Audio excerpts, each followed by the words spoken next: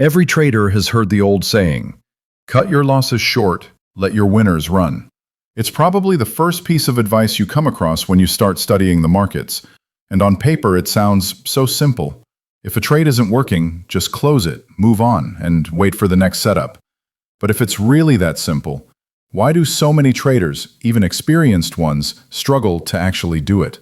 Why is cutting losses fast one of the hardest things in trading psychology? The truth is, this problem goes way deeper than trading itself.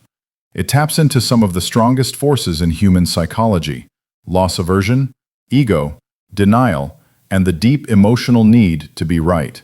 When you place a trade, it's not just numbers on a chart. It becomes a reflection of your judgment, your intelligence, even your identity as a trader.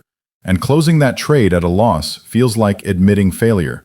It feels like telling yourself, I was wrong. That's why it feels so impossible. The chart might be screaming at you to get out. Your stop might be flashing red, but your mind is whispering, maybe it'll turn around. Just give it a little more time. This is where the amateur and the professional part ways. The amateur sees a loss as something to avoid at all costs, even if it means holding on to a sinking position. The professional sees a loss as just the price of doing business. For them, it's like rent. If you run a store, you don't argue with your landlord every month. You pay the rent and move on. The store is still open. The business continues. Professionals think the same way about losses. They're rent to the market, a cost of participation, not a personal attack.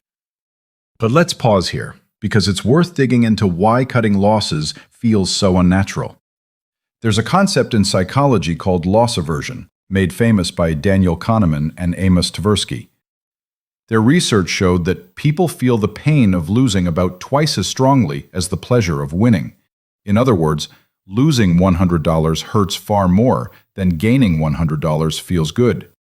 That imbalance makes us cling to losing trades because locking in that pain feels unbearable. Our brains literally fight against it. Think of it like holding a hot potato. Rationally, you know the smart thing is to drop it quickly before it burns you, but emotionally, you hesitate, hoping maybe it'll cool down in your hand. The longer you hold it, the worse the burn. That's what happens every time you refuse to cut a loss. You're clutching a burning potato, waiting for it to magically turn into an ice cube. And the surprising thing is, the market knows how you feel. Not literally, of course, but structurally.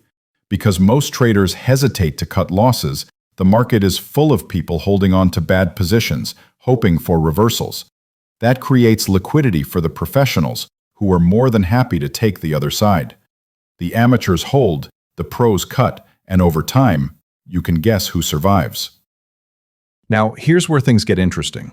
Cutting losses quickly isn't just about protecting your account balance, it's about protecting your mental capital. Every time you hold on to a bad trade, your stress rises. You check the chart obsessively. You can't think clearly. It bleeds into your other decisions. And soon, you're not just losing money, you're losing focus, discipline, and confidence. That's the real danger. One loss you can handle, but the mental spiral from refusing to cut it? That's where traders really destroy themselves. So, what's the way out? How do you train yourself to cut losses fast, even when it feels impossible? The answer lies in shifting your perspective. You have to stop thinking of losses as failures and start thinking of them as investments. Imagine a doctor in an emergency room. Sometimes the only way to save a patient's life is to make a painful cut, literally. They don't enjoy it, but they know the alternative is worse. Cutting a losing trade is the same. It's a surgical decision to protect the health of your account. One analogy I love is from aviation. Pilots are trained to abort landings if the conditions aren't right. It doesn't matter how much fuel they've used or how close they are to the runway. If something looks wrong, they pull up and circle again. It feels like a setback, but it prevents disaster. Traders need that same instinct. When the trade looks wrong, abort. There will always be another approach, another setup, another chance to land safely. Of course, knowing this and doing it are two different things, which brings us back to psychology.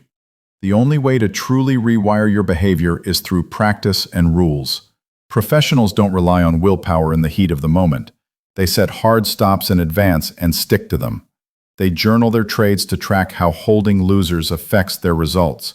They use position sizing so that losses are small enough to be tolerable. In short, they build systems that make cutting losses automatic, not optional. Here's a quote that captures the mindset well, from Paul Tudor Jones, one of the greatest traders alive. Losers average losers. What he means is simple. Adding to a losing trade hoping it turns around is a surefire way to blow up. Professionals don't add to losers, they cut them. Quickly, without hesitation.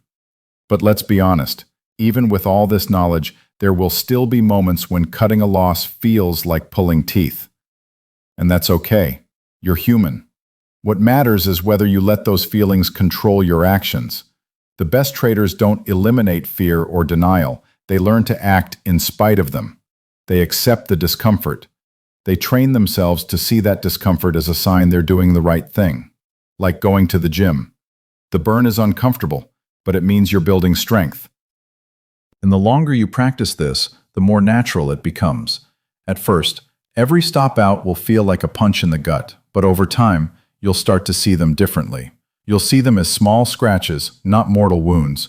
You'll feel relief instead of regret, because you know you protected your capital. And eventually, cutting losses won't feel impossible. It'll feel automatic. So here's the takeaway. Cutting losses fast isn't about being cold-blooded or robotic. It's about survival. It's about staying in the game long enough to catch the trades that really matter. Amateurs let their egos hold them hostage in bad positions. Professionals cut, move on, and live to fight another day. That's the shift. And if you can make it, you'll not only protect your account, you'll protect your peace of mind. So next time you're staring at a red trade, frozen by hope and fear, remember this.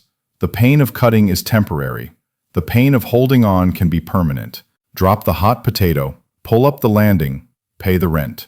Because in the end, the traders who last are the ones who know that small losses today are the price of big wins tomorrow.